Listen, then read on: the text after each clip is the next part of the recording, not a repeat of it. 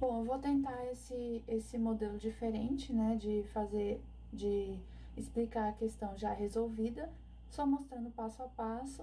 Então, nós vamos agora né, ver a resolução desse exercício sobre fatores de segurança contra tombamento e deslizamento. Então, eu já aprendi a calcular o fator de segurança contra tombamento, agora eu vou juntar os dois e vou mostrar para vocês o cálculo dos dois como é feito. Temos aqui essa questão, né, verificar a estabilidade do muro com retroaterro inclinado usando o método de Rankine. O retroaterro inclinado nada mais é que essa face interna do muro que acaba sendo inclinada para dentro do terrapleno, tá? Nós temos aqui um muro de gravidade com B0 igual a 0,5 de 1 metro, né, ou seja, 50 centímetros. Nós temos aqui a altura do terrapleno de 4 metros, nós temos aqui mais 1 metro da base do meu muro, e nós temos esse formato aqui, um trapézio e um retângulo, né? Mas isso aqui é um muro só, tá bom?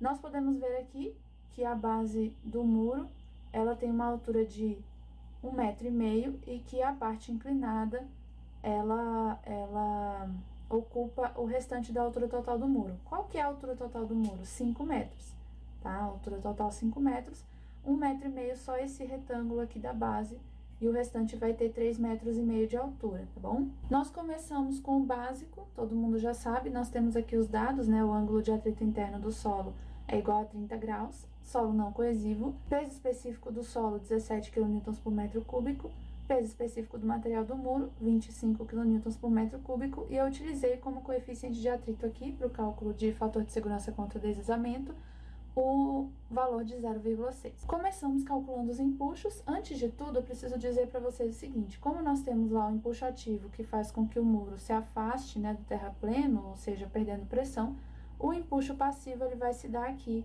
a essa altura de 1 metro. Então, lembrando que a altura em que age o empuxo ativo é a altura total, né? E a altura em que age o empuxo passivo é esse 1 metro aqui de solo que eu tenho. Começamos calculando os empuxos, a gente já está calejado, né, de fazer esses cálculos, KA, calcula o empuxo ativo, depois calcula o momento do empuxo ativo. Nós temos para o empuxo passivo, como nós temos o empuxo passivo nesse caso, nós temos que calcular também.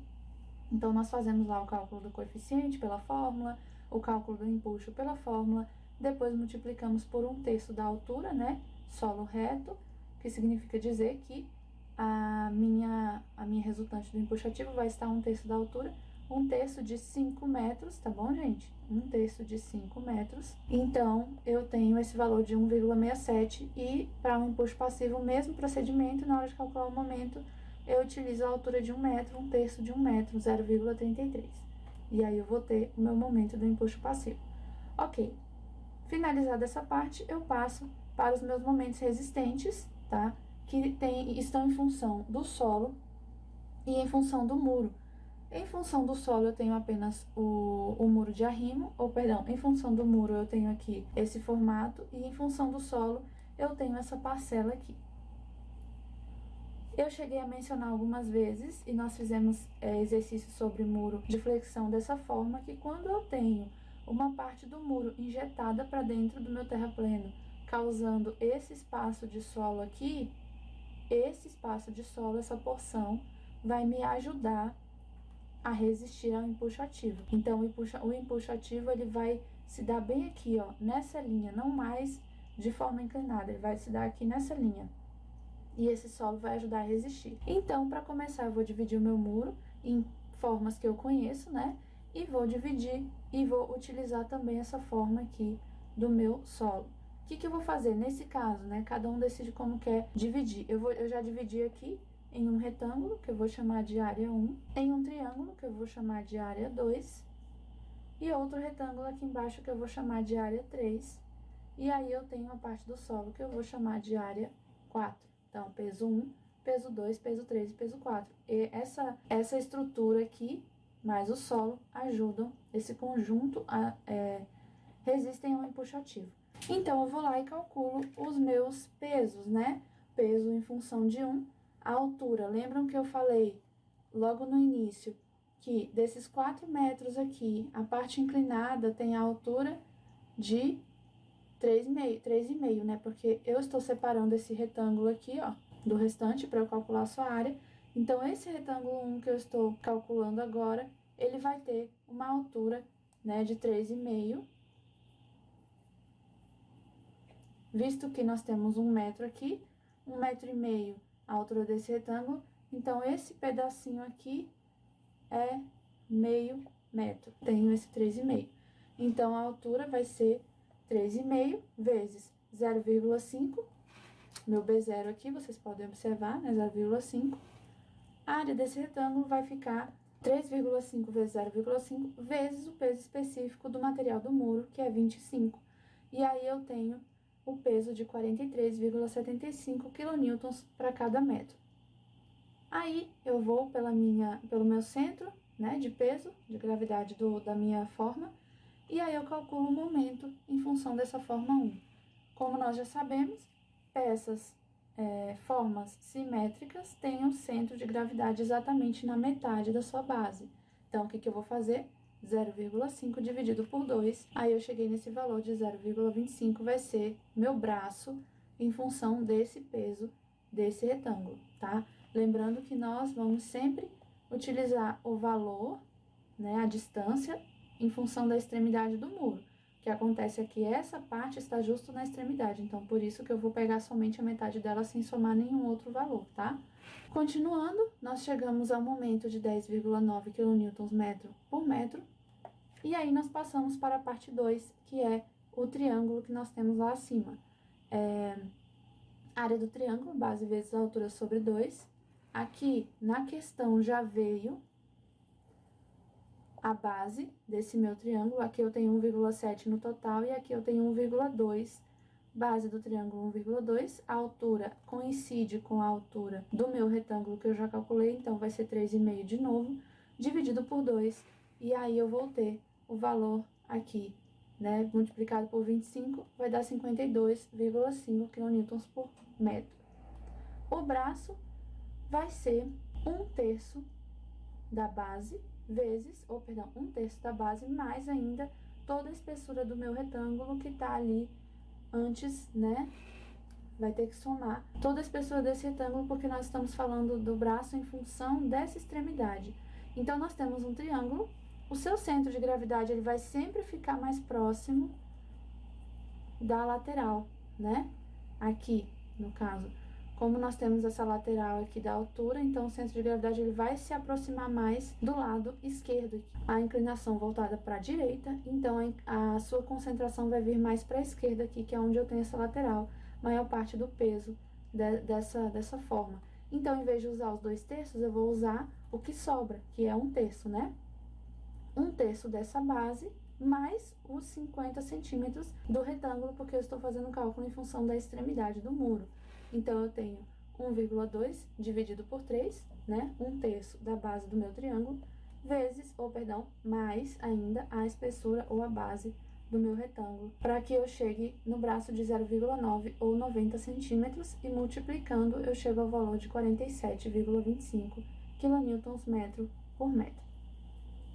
Seguindo em frente, nós vamos, ainda em função do muro, calcular a área desse triângulo para calcular o seu peso, para depois, retângulo, para depois calcular o seu momento. Altura, 1,5, base, 1,7, base vezes a altura, área do retângulo, 1,5 vezes 1,7 vezes o peso específico do material, 25, vai dar o valor de 63,75.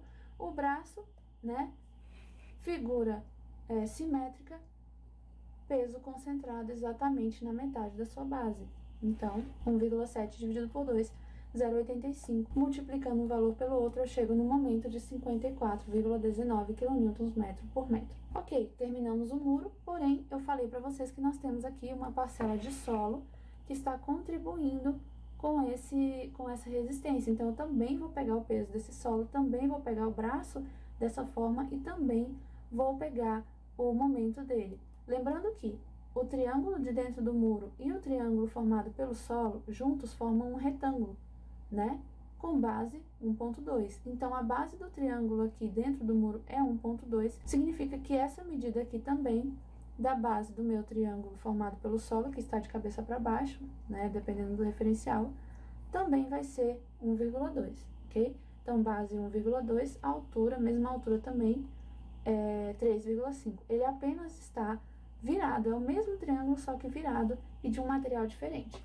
Então, agora, em função do solo, área do triângulo 1,2 vezes 3,5 dividido por 2, né? Base vezes altura sobre 2. Agora, em vez de multiplicar por 25, eu vou multiplicar por 17, porque eu estou calculando o peso do solo. Vai me dar o valor de 35,7. O braço, como eu falei para vocês, que no caso desse triângulo do muro, por a sua face inclinada estar voltada para a direita, eu vou utilizar 1/3. Nesse caso, como a face inclinada está voltada para a esquerda, né, para a esquerda, significa que o seu centro de gravidade é mais próximo da direita.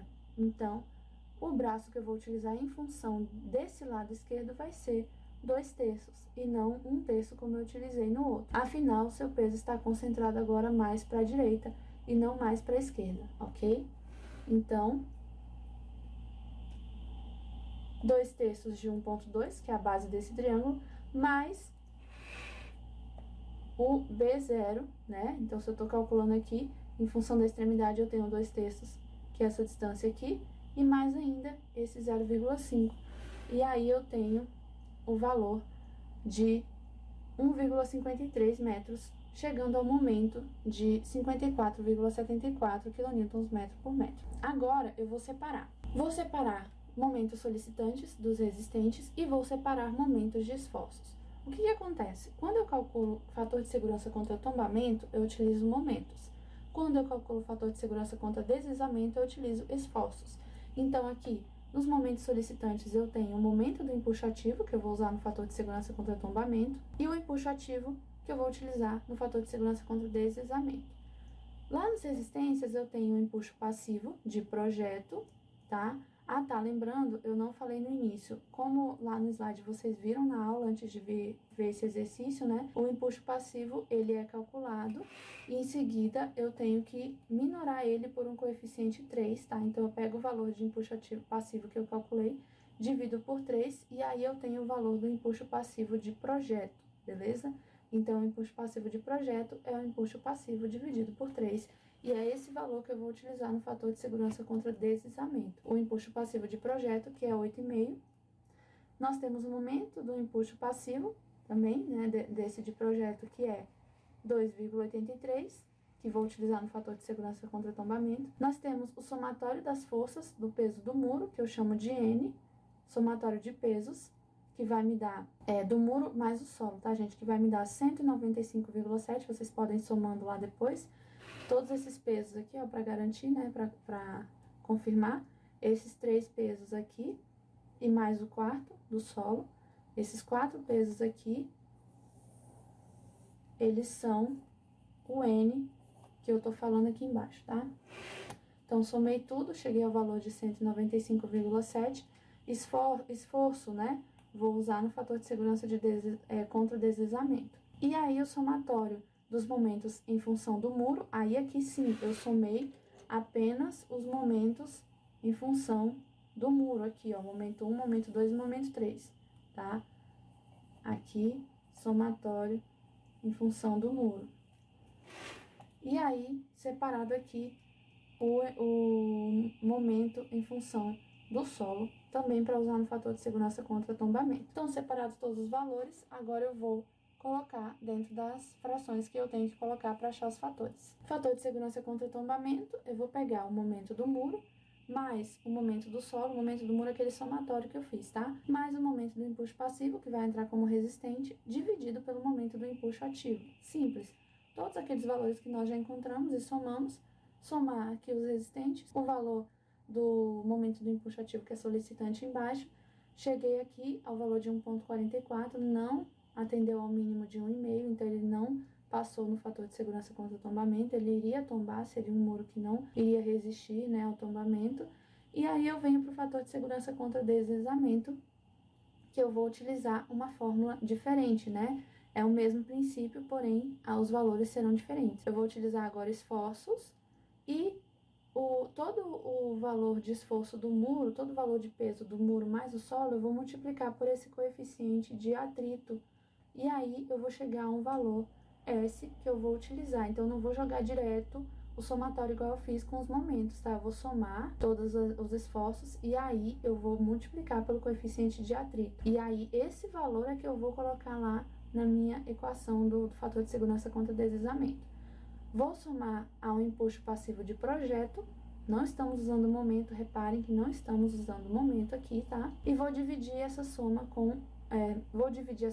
pelo empuxo ativo, que vai me dar aqui o valor de 1,78. No caso do deslizamento, ele resiste, está ok, não teremos problema, somente com o tombamento mesmo.